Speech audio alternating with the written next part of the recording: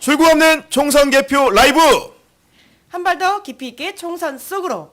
2024 총선 빅텐트 지금 시작합니다.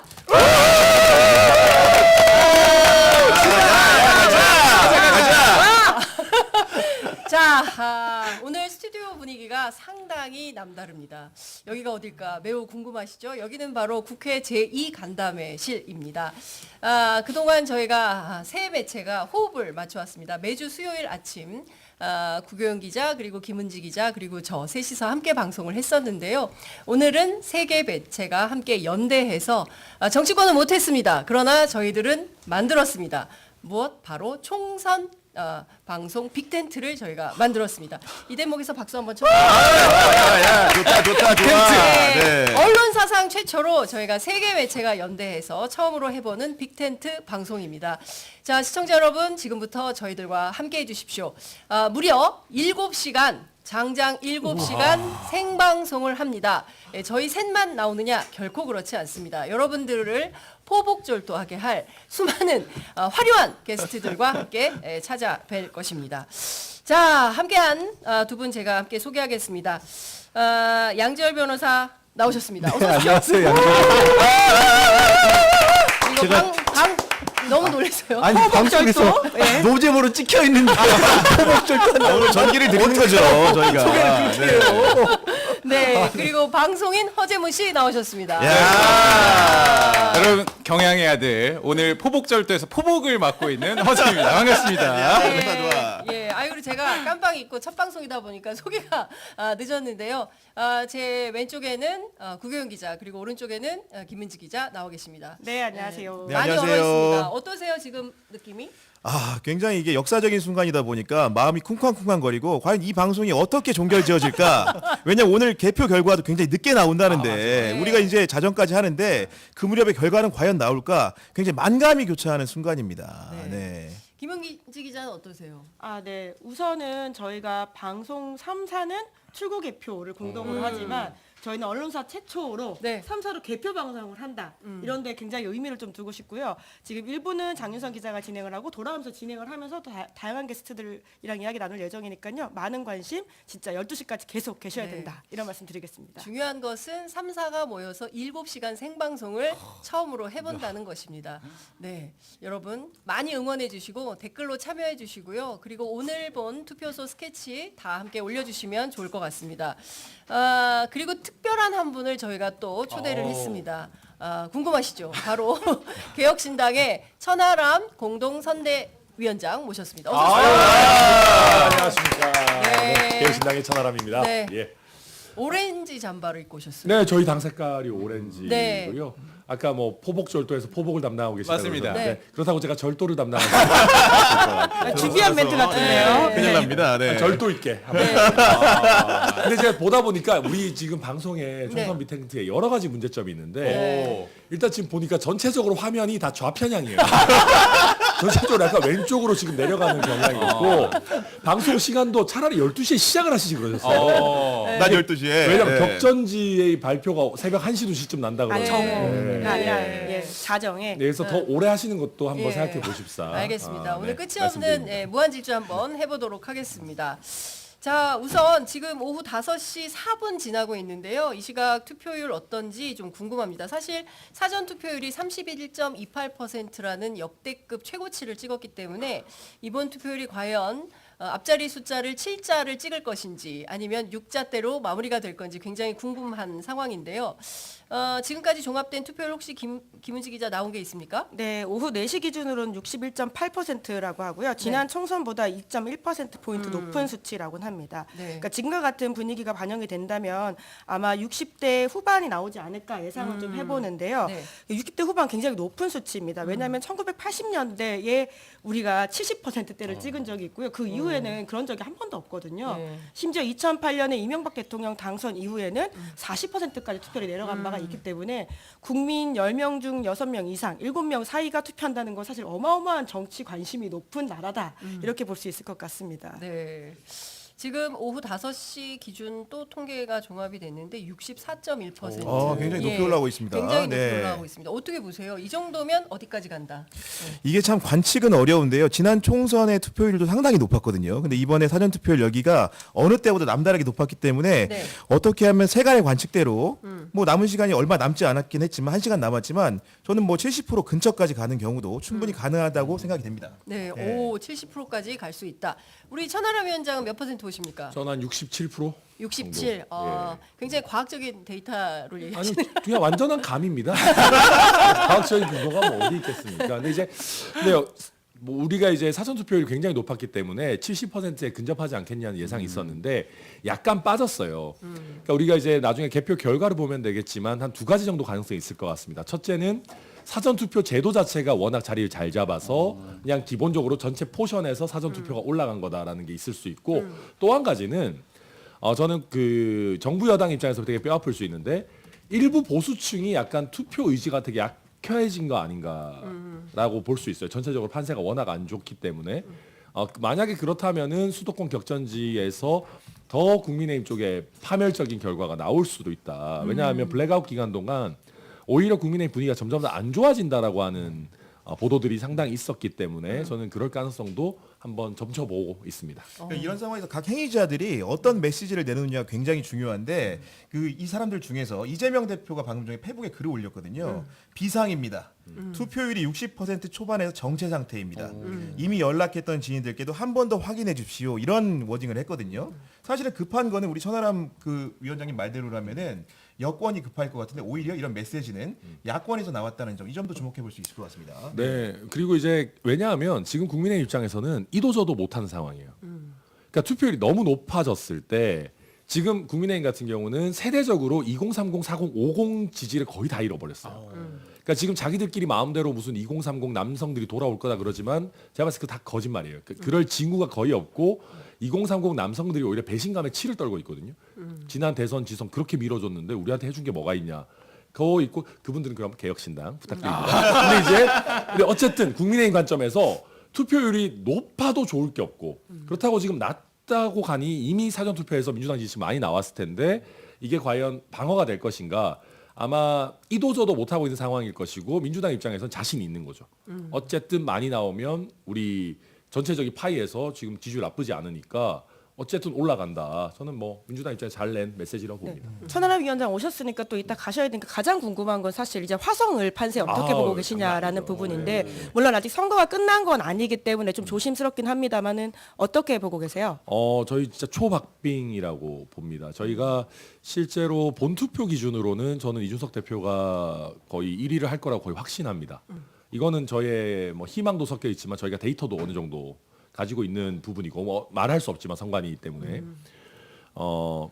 그런데 이제 저희 이준석 대표가 사전 투표 이후에 굉장히 급격한 상승세가 또 있었던 게 사실이기 때문에 사전 투표에서는 살짝 열세일 걸로 저희는 보고 있습니다. 그 열세를 본 투표에서의 우세로 뒤집을 수 있을 정도로 갈 것이냐 저희 그 부분 굉장히 뭐 주의 깊게 보고 있고 어느 쪽으로 가든 1~2% 안에 초박빙 승부가 나지 않겠나 그렇게 예상하고 있습니다. 그럼 본인의 당선 여부는 저요? 미래 2번이시잖아요. 정당 득표율.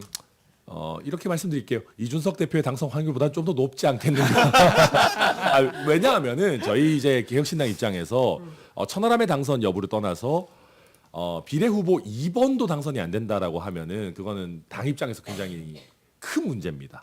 그래서 저는 그런 불행한 일은 저 개인을 위해서도 그렇지만 당을 위해서도 일어나지 않기를 바라는 마음에서 네, 조금 더 좋은 성과를 바라고 있습니다. 청년이 많이 실종됐어요. 이번 선거에서 개혁신당 입장에서는 좀 많이 아프거나 아쉬운 점 아닐까 싶어요. 저희가 솔직히 잘 못했어요.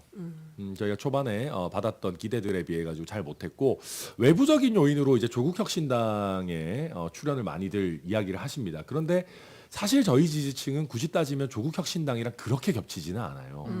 네.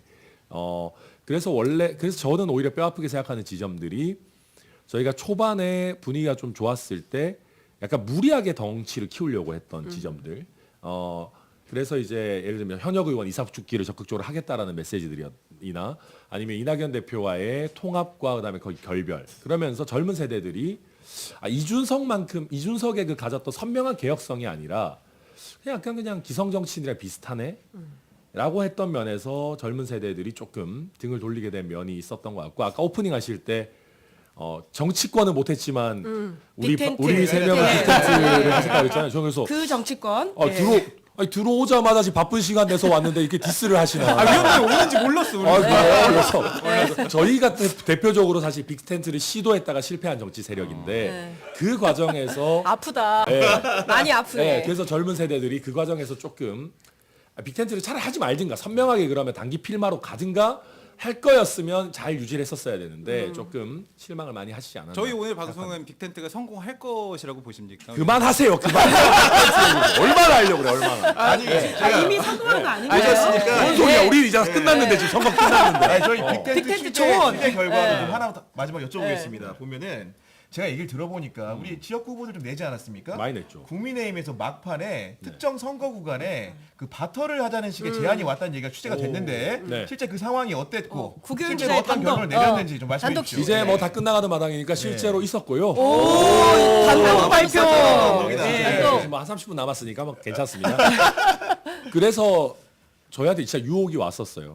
뭐 누구를 살려줄 테니 누구를. 국민의힘에서 네. 구체적인 지역 몇 검열이 개, 몇 됩니까? 개. 네. 뭐 거명은 하시고 저는 뭐 네. 제가 들어보고 맞는지 아닌지. 네, 일단. 영등포 갑과 경기 네. 화성을 후보를 맞바꾸자는 취지의 제안이 왔습니까, 안 왔습니까? 뭐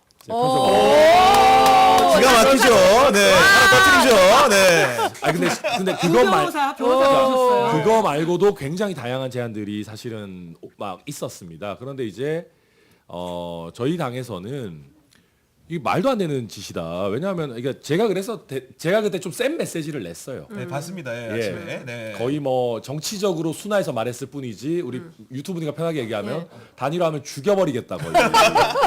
그러니까 최고 수준의 징계를 하겠다. 거의 그렇게 제가 메시지를 발신할 정도로 저한테도 연락 많이 왔어요. 사실.